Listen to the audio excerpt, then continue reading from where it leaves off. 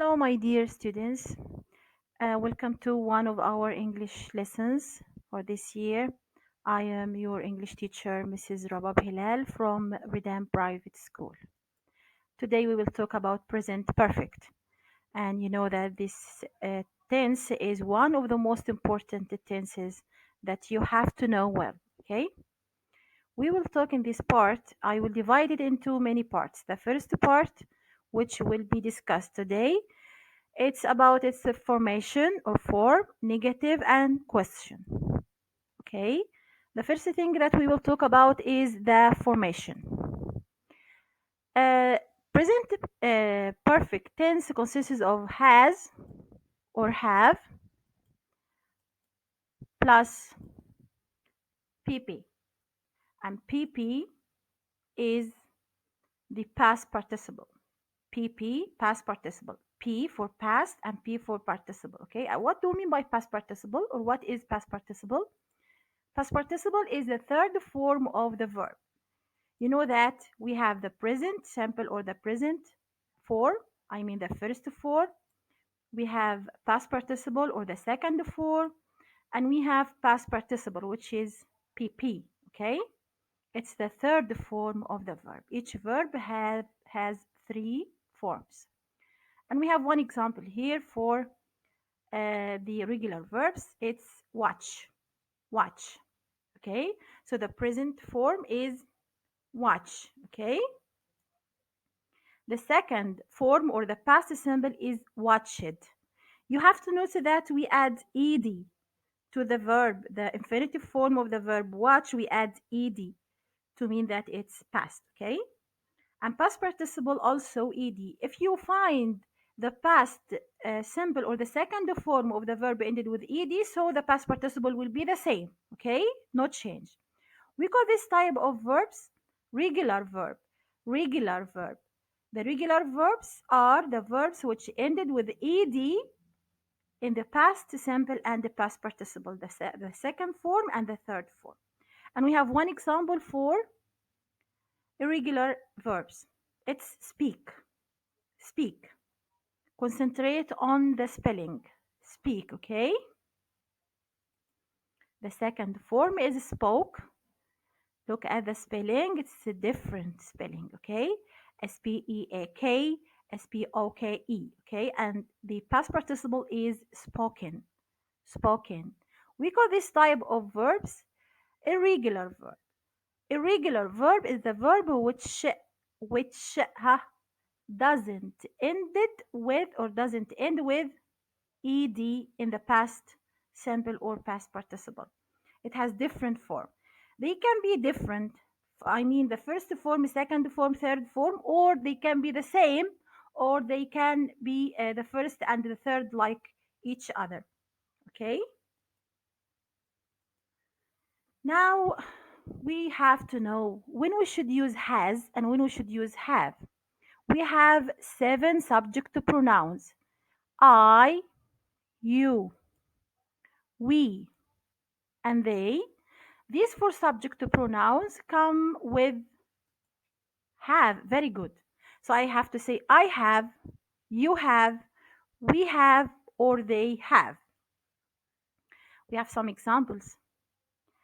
I have eaten an apple.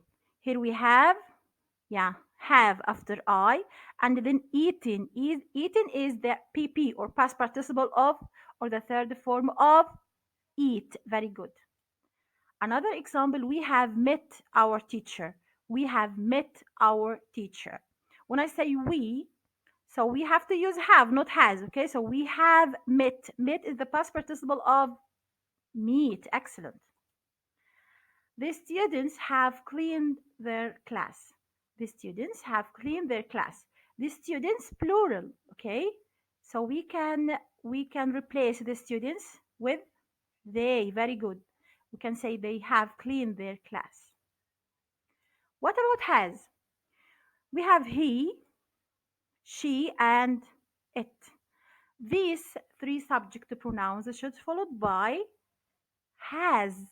So we have I, you, we, they for have, and he, she, it for has. Very good. And the examples: number one, He has played.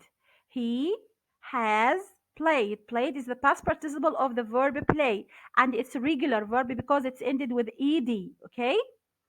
You can say he has played football, he has played in the garden, whatever. You can complete the sentence as you like. She has made a cake. She has made a cake. Okay? Has followed by the past participle of the verb make, which is made. Make, made, made. Okay? And the last one, Judy. Judy has washed her dress. Judy has washed her dress. Judy is singular. Okay? So it followed by has and then the past participle of the verb wash, which is washed. The cat has drunk milk. Drunk is the past participle of the verb drink. So the cat has drunk. We use drunk because we use has. Okay? The cat has drunk milk. Okay, the second part in our lesson today is the negative. Negative means a nephew. When we use I, you, we, they, we should use haven't. Okay, in affirmative form we use have. In the negative form we use haven't. It's have plus not. Plus not. So I haven't. Okay, and after haven't, of course, we should use past participle. Very good, which is the third form of the verb. I have one example here. You haven't finished your work. You haven't finished your work. You haven't finished your work. Haven't followed by finished. Finished. Finished. It's the past participle of the verb finish. And he, she, and it should followed by what? Very good. Hasn't. Yes. He, she, and it should followed by hasn't. After hasn't, oh yeah, very good. Past participle. The examples: she hasn't been to Muscat yet. She hasn't been to Muscat. Okay. Omar hasn't called me. Omar hasn't called me. Okay. The third part of our lesson today and the last part is the question. How can we make a question in the present perfect? We have two types of question. The first one is WH questions. And we use these type of question, huh, to ask for information. You have to use question word. The question word like what, where, why, how many, how much, when, which, who. Okay. When we wanted to make a question in the present perfect, we should use the question word. After the question word, we should use have or has. Am I free to use one of them? No. It depends on the subject or the subject pronoun. If the subject should be used with have or with has. Okay. After the subject or subject pronoun, we should use the very good past participle. It's an example. Where is the question word. Have, why we should use have? Because the subject pronoun is you. Where have you been? Where have you been? When is the question word. Has. Why has? Because of Salma. Salma has. So when has Salma bought her new car? Okay. The second type is yes or no question. Yes or no, we call it yes or no question because the answer is yes or no. And it's always followed by, started by what? Yes, very good. The helping verb. And the helping verb related to a certain tense. Our tense have, has or have. So we have to start with has or have. And then we have to use the subject or subject pronoun. And then we have to put the past participle of the verb. Here we have an example, has. I started the question with has. So the subject will be one of the, singular subject or subject to pronoun he, she, or it. I used Ali. Has Ali. So past participle is traveled. This is the past participle. Has Ali traveled? And I complete the question to Egypt. Has Ali traveled to Egypt? Has Ali traveled to Egypt? The second one, have you visited your grandma? Have you visited your grandma? Okay. I hope you understand the lesson. And now we will have some simple exercise. Choose the correct option. This is number one. My friend Yusuf left his school. You have to choose has, is, or have. Okay? My friend Yusuf left his school. Has, is, have. The second one, I have my homework. I have my homework. I have my homework. I have do my homework. I have done my homework or I have did my homework.